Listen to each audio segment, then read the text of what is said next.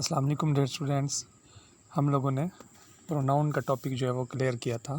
सबसे पहले हम लोग प्रोनाउन के बारे में डिफ़ाइन ये करते होते हैं कि नाउन की जगह पे जो वर्ड्स यूज़ होते हैं उनको हम लोग प्रोनाउन बोलते होते हैं, ठीक है। यानी फॉर एग्ज़ाम्पल पहली मर्तबा अगर हम किसी पे ऐसे लिख रहे हो तो यूँ कहेंगे Allama Iqbal is our national hero. तो अगली दफ़ा हम अल्लामा इकबाल की जगह उनका ही लिखेंगे, ही यूज़ करेंगे। तो ये जो हम ही यूज़ करेंगे इसे हम लोग क्या कहते होते हैं, प्रोनाउन कहते होते हैं।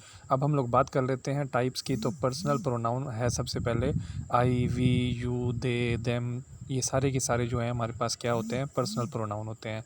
नेक्स्ट अगर बात की जाए पोजेसिव प्रोनाउन की, तो पोजेसिव प्रोनाउन क्या होता है हमारे पास, जिसमें मलकियत शो होती हो। जैसे ही के लिए अगर पोजेसिव प्रोनाउन की बात की जाए तो वो हिज होगा, यानी कि उसका।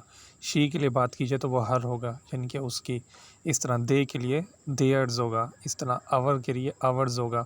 ये सारे के सारे हमारे पास क्या होते हैं, पोजेसिव प्रोनाउन होते हैं।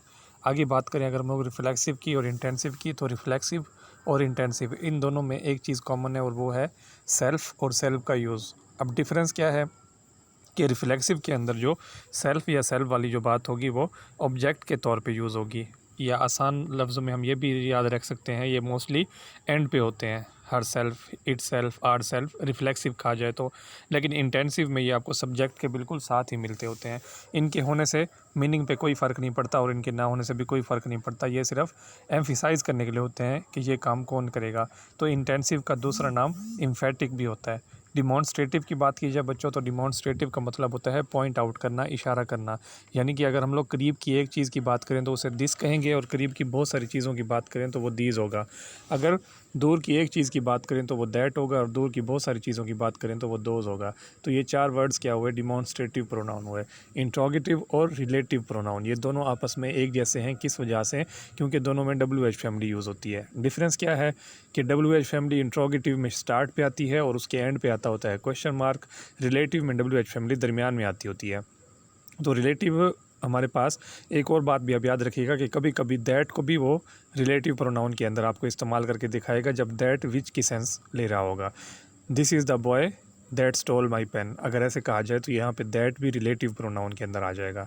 आगे आ जाए इंडेफिनेट प्रोनाउन पे। जब हम किसी का नाम लिए बगैर कोई बात कर रहे हो तो उसे इंडेफिनेट प्रोनाउन कहा जाता है। जैसे कि someone, somebody, anyone, anybody, no one, many, ये सारे के सारे वर्ड्स इंडेफिनेट प्रोनाउन होते हैं। और अगर रेसिप्रोकल की बात की जाए तो ये ऑपोजिट जो है वो इसको रिस्पॉन्स को शो करता है। यानी एक टास्क को दो लोग मिल के कर रहे हो। जैसे we need to help one another survive, हमें एक दूसरे की मदद करनी है। करना क्या है, मदद, और किसकी, एक दूसरे की। तो रेसिप्रोकल के अंदर सिर्फ दो वर्ड आया करते हैं। एक वर्ड जो है वो वन अनदर और एक जो है वो ईच अनदर। सिर्फ ये दो वर्ड होते हैं जो रेसिप्रोकल प्रोनाउन होता है। तो ये हमारे पास ब्रीफ सा डिस्क्रिप्शन है प्रोनाउन और उसकी टाइप्स का, और ये एक आसान सा टॉपिक है, आइडेंटिफाई हम लोग आसानी से कर सकते हैं।